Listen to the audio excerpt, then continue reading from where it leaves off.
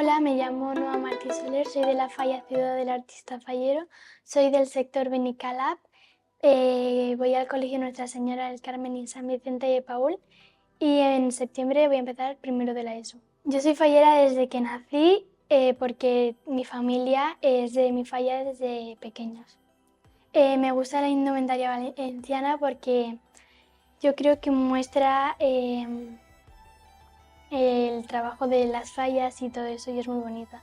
Los actos que más me gustan de las fallas es la criada porque le damos comienzo a la fiesta y la presentación porque recibes tu banda de fallera mayor infantil.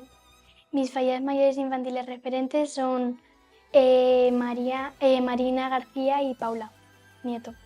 Yo quiero ser fallera mayor infantil de Valencia porque sería un sueño para mí y representar a todos los valencianos me gustaría mucho.